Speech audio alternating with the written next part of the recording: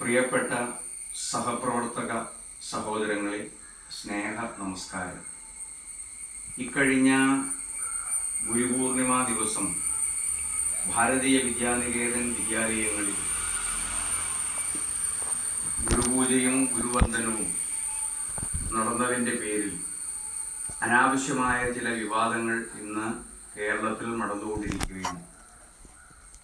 വിദ്യാഭ്യാസ വകുപ്പും വിദ്യാഭ്യാസ മന്ത്രിയുമൊക്കെ തന്നെ ഇതിനെതിരായ രീതിയിൽ സംസാരിക്കുകയും മാധ്യമങ്ങൾ ഇത് അനാവശ്യമായ രീതിയിൽ ആഘോഷിക്കുകയും ചെയ്യുന്ന സാഹചര്യം കേരളത്തിൽ നിലനിൽക്കുന്നു.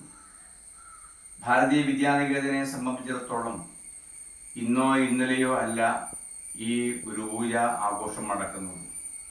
ഭഗവാൻ വേദവ്യാസനെ പൂജിക്കുന്ന വ്യാസപൂർണിമ എന്നും ഗുരുപൂർണിമ എന്നും കേരളത്തിലും ഭാരതത്തിലും മുഴുവൻ അറിയപ്പെടുന്നതുമായ നമ്മുടെ സാംസ്കാരിക ആഘോഷത്തെ വിദ്യാലയത്തിൽ എത്രയോ വർഷമായി ആഘോഷിച്ചുകൊണ്ടിരിക്കുകയാണ്. 40-ലേറെ വർഷമായി ഭാരതീയ വിദ്യാനികേതൻ്റെ വിദ്യാലയങ്ങളിൽ ഈ ആഘോഷം നടത്തിക്കൊണ്ടിരിക്കുന്നു. സമൂഹത്തിൽ ആദരണീയരായ ഗുരുക്കന്മാരെ കൊണ്ടുവന്ന് അവരെ ആദരിക്കുക, അവരെ പൂജിക്കുക, ഇതാണ് ഗുരുപൂജയുടെ സങ്കല്പം. ഗുരുപൂജ എന്ന് പറയുമ്പോഴത് അത് അധ്യാപന വിഭാഗത്തിൽപ്പെടുന്ന അധ്യാപകർ മാത്രമല്ല, എല്ലാ രംഗത്തുമുള്ള വിവിധങ്ങളായ ഗുരുക്കന്മാർ, അത് പ്രവൃത്തിപഥത്തിലാവാം, മറ്റു കാര്യങ്ങളിലാവാം, സംഗീതത്തിലാവാം, സാഹിത്യത്തിലാവാം, അതിലൊക്കെയുള്ള ഗുരുക്കന്മാർ സമൂഹത്തിൽ സ്ഥിരപ്രതിഷ്ഠിതരായ പ്രായം ചെന്ന ഗുരുക്കന്മാരെ കൊണ്ടുവന്ന് മറ്റൊരു പരിഗണനയും കൂടാതെ അവരെ പൂജിക്കുകയും ആദരിക്കുകയും അവരുടെ അനുഗ്രഹാശിസ്സുകൾ കുട്ടികൾ വാങ്ങുകയും അതോടൊപ്പം തന്നെ അവരുടെ സന്ദേശം കേൾക്കുകയും ചെയ്യുക എന്നുള്ളതാണ് വിദ്യാലയത്തിൽ നടത്തിവരുന്ന ഗുരുപൂജയുടെയും അതേപോലെ തന്നെ ഈ ഗുരുവന്ദനത്തിൻ്റെയും രീതി.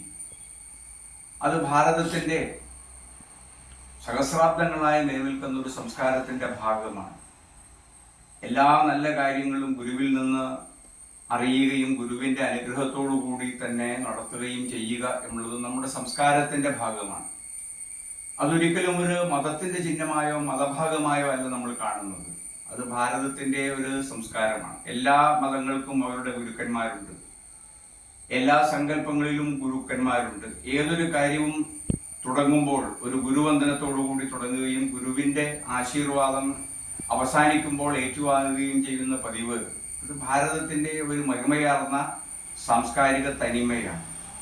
ഇത്തരം കാര്യങ്ങളെ മുഴുവൻ അനാവശ്യമായി വ്യാഖ്യാനിക്കുകയും ചോദ്യം ചെയ്യുകയും ഇത്തരം മേന്മയേറിയ നന്മയേറിയ സങ്കല്പങ്ങളെ മുഴുവൻ ഇല്ലാതാക്കി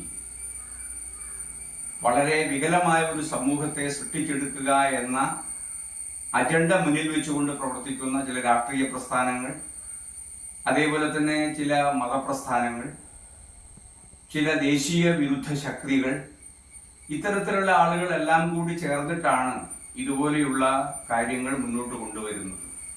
നിർഭാഗ്യവശാൽ കേരളത്തിലെ മാധ്യമങ്ങൾ, അത് സാമൂഹ്യ മാധ്യമങ്ങളാവട്ടെ അതേപോലെ പ്രിന്റ് മാധ്യമങ്ങളാവട്ടെ, അവരെല്ലാവരും തന്നെ ഇതിൻ്റെ യഥാർത്ഥമായ കാര്യങ്ങൾ അറിയാമെങ്കിൽ പോലും ഇതിനെ വികലമായി ചിത്രീകരിച്ച് ഇതെല്ലാം തന്നെ ഒരു വികല ചിന്തയ്ക്ക് വിധേയമാക്കുവാനുള്ള പ്രവർത്തനങ്ങൾ നടത്തിക്കൊണ്ട് ഭാരതീയ സംസ്കൃതിയെ കരുതിച്ചു കാണിക്കുവാനും ഭാരതീയമായ മൂല്യങ്ങളെയൊക്കെ തകർക്കുവാനുമുള്ള ഒരു ആസൂത്രിതമായ ശ്രമങ്ങൾ നടത്തിക്കൊണ്ടിരിക്കുന്നു എന്നുള്ള കാര്യം നമ്മൾ മനസ്സിലാക്കേണ്ടതായിട്ടുണ്ട്.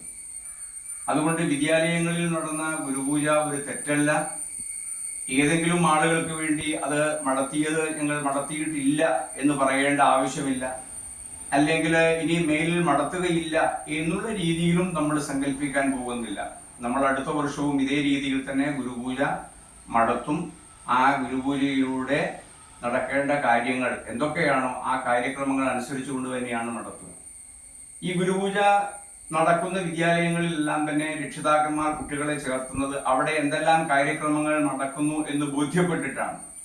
തങ്ങളുടെ കുട്ടികൾ യഥാർത്ഥമായ ധർമ്മമാർഗത്തിലും സാംസ്കാരിക ച്യുതിയില്ലാതെയും മുന്നോട്ട് പോകാൻ അവർക്ക് അവസരമുണ്ടാകണം എന്ന് കരുതിക്കൊണ്ടാണ് ഭാരതീയ വിദ്യാനികേതന്റെ വിദ്യാലയങ്ങളിൽ രക്ഷിതാക്കന്മാരെ കുട്ടികളെ ചേർക്കുന്നത്. അതുകൊണ്ട് കുട്ടികൾക്കോ രക്ഷിതാക്കന്മാർക്കോ ഇതിനെക്കുറിച്ച് ഒരു പരാതിയുമില്ല. മാത്രമല്ല, അതൊരു തെറ്റാണ് എന്ന സങ്കല്പത്തിലല്ല, ഇത്തരം ഭാവങ്ങളെ വളർത്തി എടുക്കപ്പെടണം എന്ന കാഴ്ചപ്പാടോട് കൂടി തന്നെയാണ് രക്ഷിതാക്കൾ അവരെ ചേർത്തുന്നതും കുട്ടികൾ അവിടെ വരുന്നതും. അപ്പൊ അതിന്റെ ഭാഗമായിട്ടാണ് ഈ വിദ്യാലയങ്ങളിൽ അത് നടക്കുന്നത്. വിദ്യാർത്ഥികൾ അധ്യാപകരെയും അല്ലെങ്കിൽ ഗുരുക്കന്മാരായ അധ്യാപകരെ മുഴുവൻ ചീത്ത വിളിക്കുകയും അതേപോലെ അവർ മരിക്കുന്നതിന് മുൻപ് തന്നെ അവരുടെ മഞ്ചങ്ങൾ തീർക്കുകയും ശവദാഹം നടത്തുകയും ചെയ്യുക, അവര് ഇരുന്ന കസേരകൾ എഴുന്നേറ്റ് പോകുന്ന സമയത്ത് അത് എടുത്ത് കത്തിച്ചു കളയുക, നീ ഓഫീസിൽ നിന്ന് പുറത്തേക്ക് വരും, നിന്നെ ഞങ്ങൾ അവിടെ കണ്ടോളാം എന്ന് ബഹുമാനപ്പെട്ട പ്രിൻസിപ്പളിനോടും ഹെഡ് മാസ്റ്ററോടും ഒക്കെ മുഖാമുഖം സംസാരിക്കുക. ഇത്തരത്തിലുള്ള ഒരു തലമുറ വളർന്നു വരണമെന്നല്ല ഭാരതീയ വിദ്യാനികേതൻ ആഗ്രഹിക്കുന്നത്. അതല്ല ഈ രക്ഷിതാക്കളും ആഗ്രഹിക്കുന്നത്. മറിച്ച് ഗുരുഭക്തിയുള്ള, ബഹുമാനമുള്ള, മുതിർന്നവരോടും അച്ഛനമ്മമാരോടുമൊക്കെ സ്നേഹബഹുമാനങ്ങളും ആദരവും കാണിക്കുന്ന ഒരു സമൂഹമായി കുട്ടികൾ വളർന്നു വരണം എന്ന താല്പര്യമാണ് അവിടെ ഉള്ളത്. അതിന്റെ ഭാഗമായിട്ടാണ് ഈ ഗുരുപൂജ വിദ്യാലയത്തിൽ നടക്കുന്നത്. ഇത് ഏതെങ്കിലും ജാതിയുടെയോ മതത്തിന്റെയോ സംവിധാനത്തിലല്ല. ഇതിന് ബ്രാഹ്മണ്യവുമായി യാതൊരു ബന്ധവുമില്ല. കാരണം ഭഗവാൻ വേദവ്യാസന്റെ ജന്മദിനത്തിലാണ് ഇത് നടത്തുന്നത്. ഭഗവാൻ വേദവ്യാസൻ ഒരു മുക്കുവസ്ത്രീയുടെ മകനായിട്ടാണ് ജനിച്ചത് എന്നുള്ള ചരിത്രം എല്ലാവർക്കും അറിയാവുന്നതാണ്. അദ്ദേഹം ലോകത്തിന്റെ ഗുരുവായിട്ടാണ് കണക്കാക്കപ്പെടുന്നത്. വ്യാസോച്ഛിഷ്ടം ജഗത് സർവം, ലോകത്തിലുള്ള എല്ലാം വ്യാസന്റെ ഉച്ഛിഷ്ടമാണ് എന്ന രീതിയിൽ എല്ലാറ്റിനെയും തൊട്ട് തലോടി എല്ലാറ്റിനെ കുറിച്ച്